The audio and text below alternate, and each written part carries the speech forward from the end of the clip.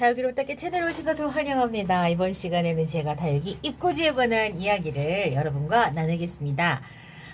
사실은 여러분께 입꼬지를 잘하는 방법을 이야기를 해드리고 싶은데요.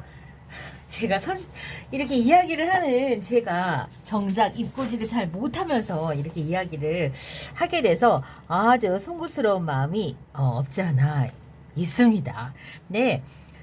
사실은 입꼬지는요, 지금 제 썸네일을 보고 이 영상에 들어오신 분들은 아마도 시작한 지 얼마 안 되는 초보 다육맘님들일 가능성이 높습니다.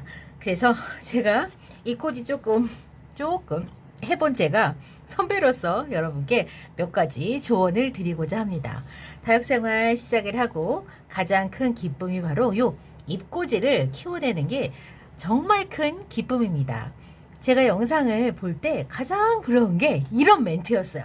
이건 제가 입꼬지를 키운 건데요 라고 이야기를 하면 그분이 왜 그렇게 그냥 슈퍼 울트라 고수님처럼 보이는지, 저는 이 다육이는 명품 다육이 15만원, 20만원짜리인데요. 이렇게 이야기하는 것보다 이건 제가 입꼬지 때부터 지금까지 2년을 키운 건데요. 이렇게 해서 하시는 분들이 제일 부러웠어요.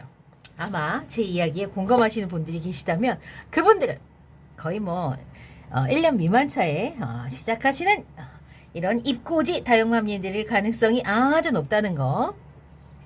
자, 입꼬지를 저도 잘 못해요. 잘 못하는데 그거는 물 관리가 제가 안 되기 때문에 그래요. 그리고 또 하나는 공간을 이 다육들한테 그 좋은 공간을 내주지 못하기 때문에 제가 입꼬지에 많이 실패를 합니다. 진짜 이 아이들은 진짜 작정을 하고 정말 잘 키워보자 마음 먹었던 다육들인데 썩 그렇게 잘 크지는 못했습니다만은 그나마 좀 그 의미 있게 좀 성장을 한 모습들이 이제 요 정도랍니다. 우선은 여러분, 입꼬지는요, 입꼬지할 입꼬지를 잘 성공을 하려면 입꼬지할 잎을 건강한 잎을 떼셔야 돼요. 그런데 제 경험으로는 제가 얼마나 어떤 일이 있었냐면, 맨 처음에 다육이를 샀는데요, 입꼬지가 너무 하고 싶은데 도저히 생잎은 못 되겠어갖고 우연히 떨어진 맨 마지막 진짜 삐들삐들해갖고 내일 모레 죽게 생긴 잎을 입꼬지를 한다고 화분에 올려놓고 계속 걔를 지켜봤었어요. 걔가 어떻게 됐겠어요.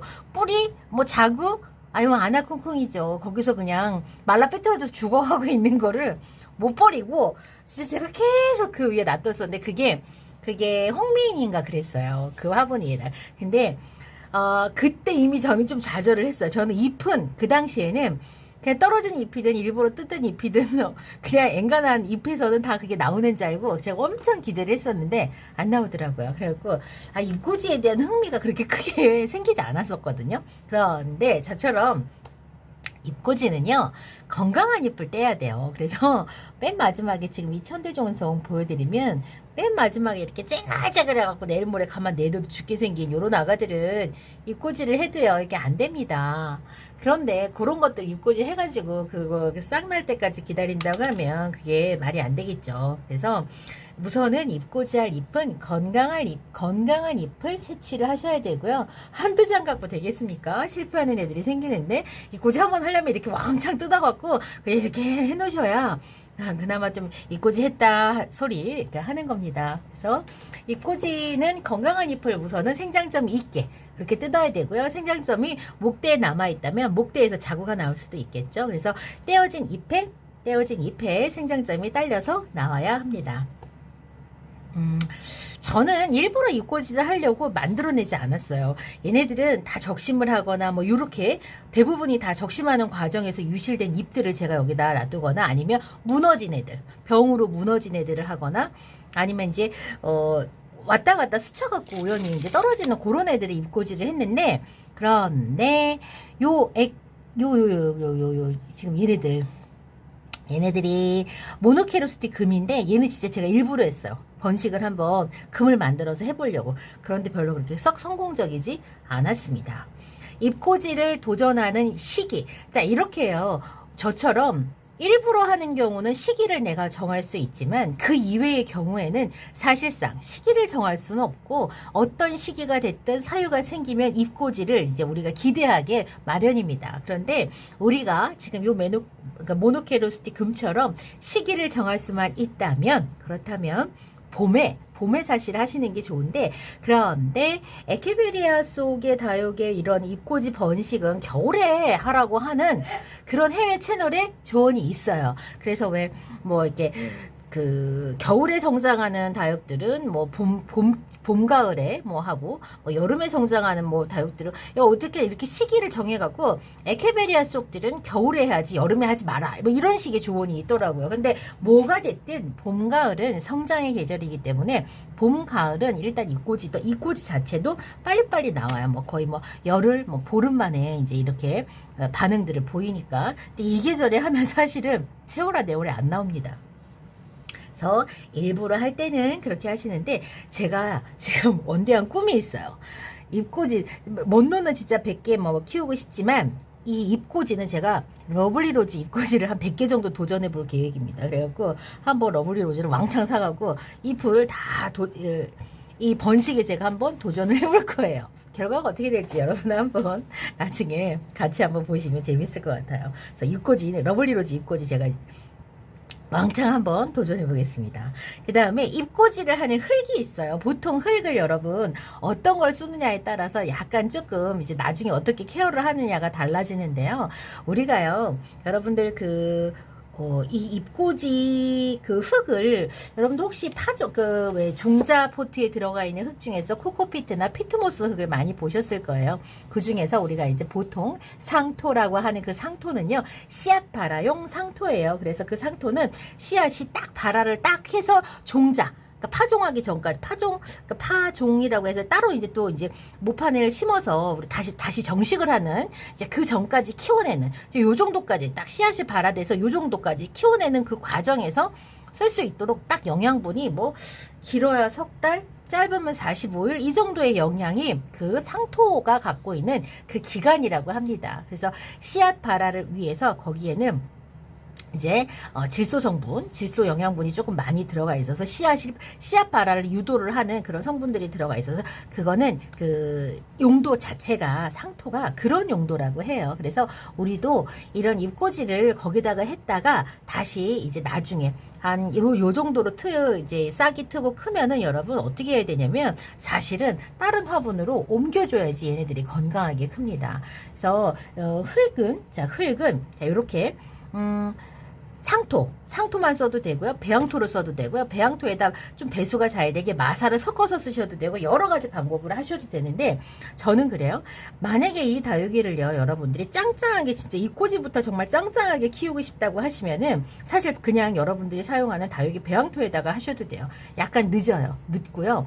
약간 조금 단단해지기는 하지만 조금 속도가 느릴 수밖에 없습니다. 왜냐면 요 애들이 필요한 딱 요 성장기 폭풍 성장을 위한 그 필요 영양소가 약간 부족할 수 있기 때문에 속도는 느리지만 사실은 좀 더 단단하게 크는 그런 느낌은 없지 않아 있습니다. 그래서 자, 요 용토는 그래서 추천을 하는 용토는 상토에서 마사를 조금 섞거나 펄라이트를 섞은 그런 데서 얘네들을 키워냈다가 일정 시기가 되면 이식을 해주는 방식으로 입고지를 하는 것이 사실은 더 좋은 방법일 수 있습니다. 이 입고지도요, 여러분, 이 입고지도 장소를 잘 둬야지만 입고지가 성공적이고 예쁘고 건강하게 나와요. 우리가 입고지를 할 때 가장 고민이 뭐냐면요, 여러분, 이거예요. 입고지도 못 자라는데요. 목대가 콩나물 목대 마냥 가늘게 나오는 게 가장 큰 고민입니다. 그 원인은 햇볕 부족이에요. 햇볕 부족이어서.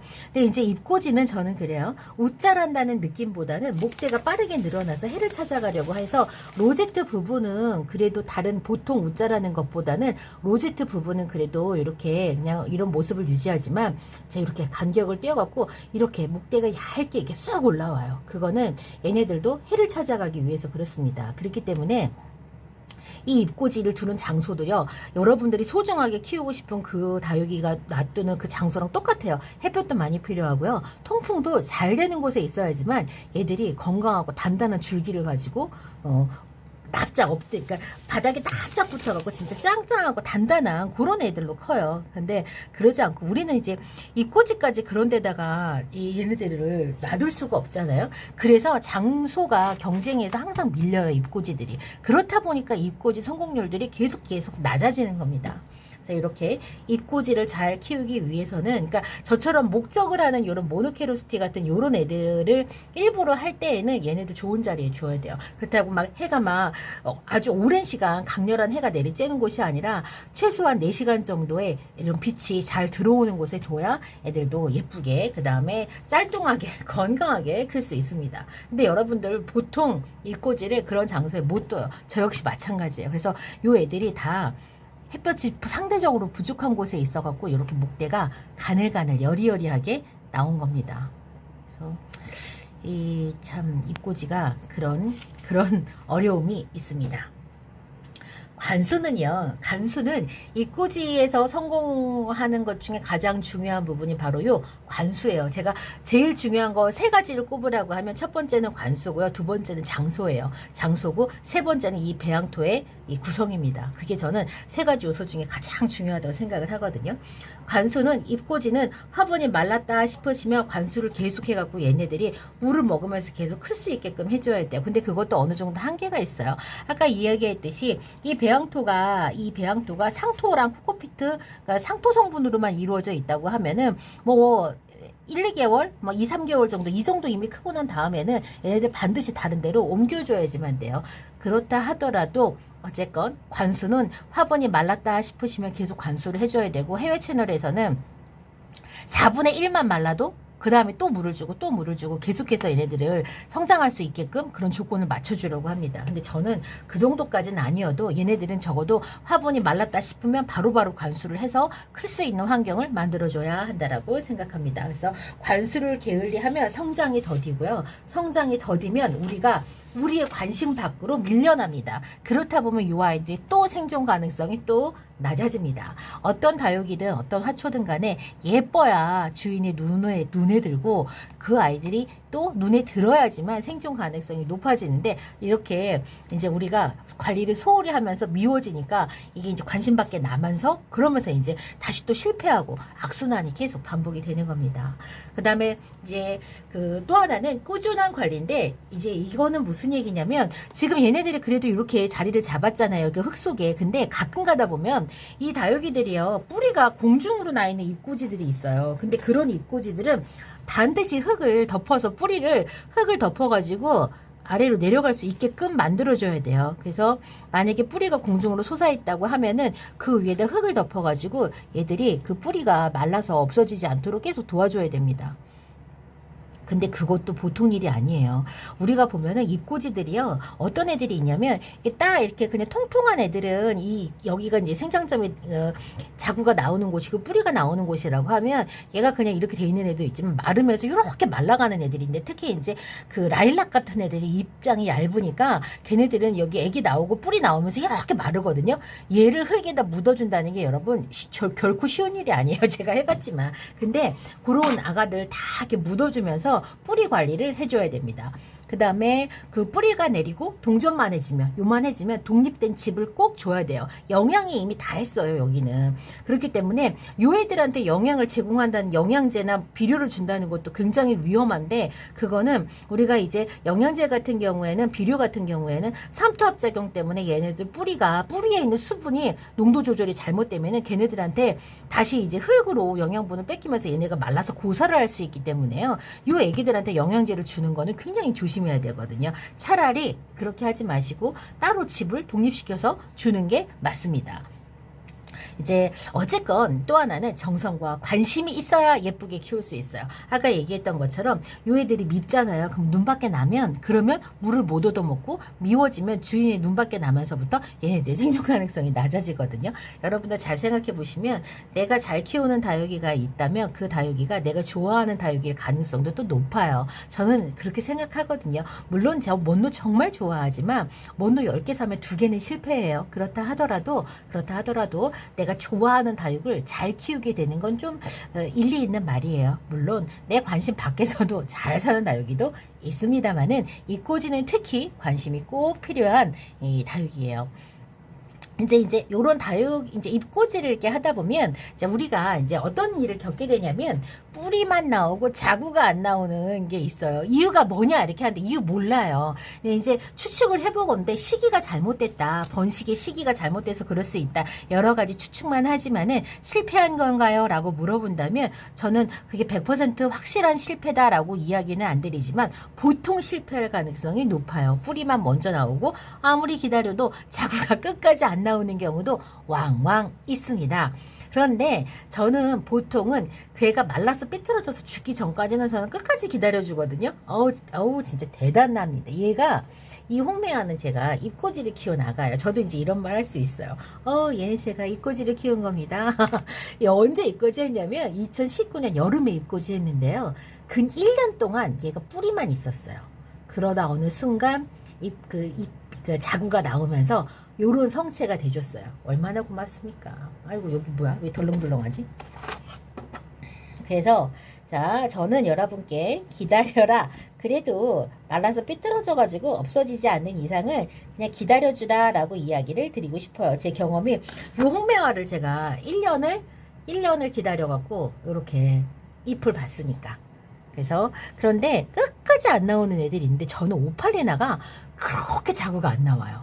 진짜 그 오팔리나는 정말 여러분들 요것도 제가 잎꽂이를 하는 그 화분인데요. 여러분 얘가 뭐냐면 너무 무섭게 생기지 않았나요? 아니 세상에 잎꽂이 해갖고 자구내라고 했더니 지 혼자 뿌리 내리고 얘가 지 혼자 잘 먹고 잘 살아가고 어느 날 보니까 세상에 얘가 이렇게 뚱뚱해진 거예요. 진짜 얘 진짜 정신 나갔나 봐요. 지만 먹고 살아 세상에. 그래서 이렇게 봤더니 자구는 안 나오고 지 혼자 세상에 이렇게 뚱뚱해진 거 있죠. 전 얘가 뭔지도 모르겠어요. 제 기억이 얘가 오팔리나가 아닐까 생각을 해보는데 아니 세상에 어떻게 지 혼자 이렇게 잘 먹고 잘 살아서 이렇게 슈퍼 울트라 뚱뚱이가 됐냐고요. 지금 이렇게 있어요. 얘도 아마 되게 오래됐거든요. 이렇게 있은 지가. 근데 지 혼자 지금 이러고 있습니다. 저 그냥 가만 냅두고 있어요. 저도 지금. 자 이렇게 오팔리나가 그렇게 뿌리만 나오고 자구가 안 나오는 경우가 전 되게 많았어요. 그런 거 전문 용어가 있답니다. 멍텅불이라고 하더군요. 네, 그런 애들 멍텅불이라고 하고요. 또 하나는 또 속 썩이는 게 또 애달는 게 뭐가 있냐면 애기는 나왔는데 뿌리가 안 나와요. 어쩌려고 도대체 얘가 그렇습니다 지금. 아니 얘가 백봉 잎꽂이거든요. 저 백봉 잎꽂이 처음 성공했는데 얘가 진짜 지금 이렇게 베이비 슈트처럼 얘를 탁 입고서는 떨어지지도 않아요. 그러면서 도대체 어쩌려고. 됐다. 저기 지금 이렇게 이게 뿌리인지 뭔지 모르겠어요. 요렇게 여기에서 얘가 뿌리가 지금 안 나오고 있어요. 갖고 어떻게 해야 될지를 저도 지금 모르겠습니다. 요런 애기들도 있는데요. 그냥 그런 애기들은 또 그런 애기들 나름대로 여러분 저는 어떻게 해요? 그냥 기다려줍니다. 또 그래서 이게 뭐 방법이 있냐? 솔직히 저는 방법이 딱히 있다고 생각하지 않거든요. 그렇다 보니까 저는 그냥 기다려줍니다. 이렇게 해서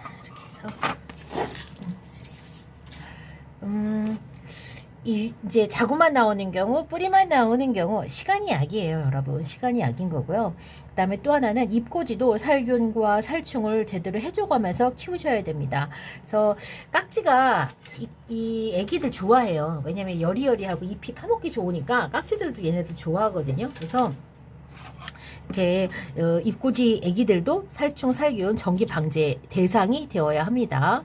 자, 이번 시간에는 제가 여러분께 저도 잘 못 키우는, 아이고 어떻게 이것도 뭐야, 저도 잘 못 키우는 잎꽂이 잘 키우는 법을 여러분께 이야기를 해드렸는데, 지금 이 잎꽂이 판에는요 뭐가 있냐면 꽃대에서 뗀 잎 있잖아요. 얘가 그거거든요.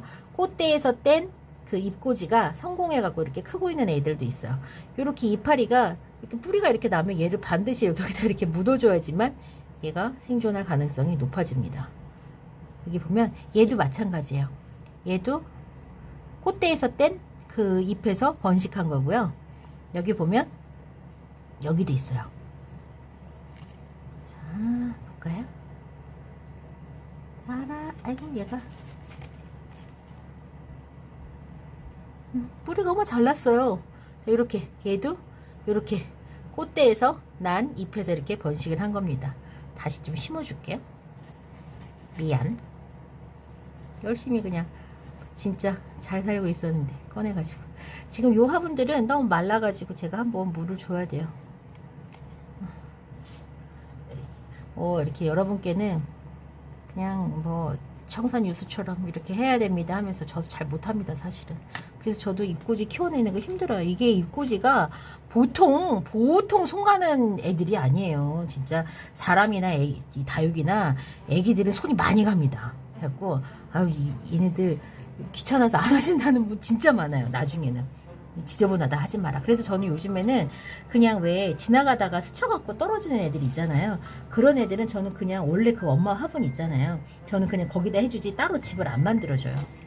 그렇습니다. 자, 이번 시간 제가 여러분께 잎꽂이 하는 거 방법 알려드렸는데 제가 말하고도 좀 부끄럽네요. 제가 제 스스로가 이렇게 막 엄청 잘해갖고 잎꽂이로 다육이 부자 되는 사람도 아니고 저는 다육이 키우면서 잎꽂이만 하면 금방 다육이 100개 되는 줄 알았어요. 그랬더니 아나콩콩이더라고요.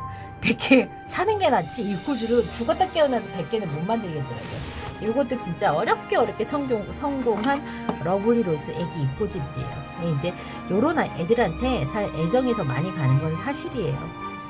요런 애기들. 그래서 이 이제 잎꽂이를 키우는 요것들 보면은 보람 있고 내가 뭔가 막 또 뭐 잘하는 게 있는 것 같고 성취감이 또 높죠.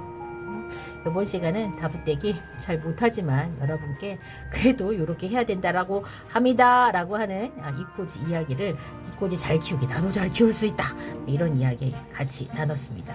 저는 다음 시간에 다른 이야기로 다시 찾아뵙겠습니다. 그럼 안녕히 계세요.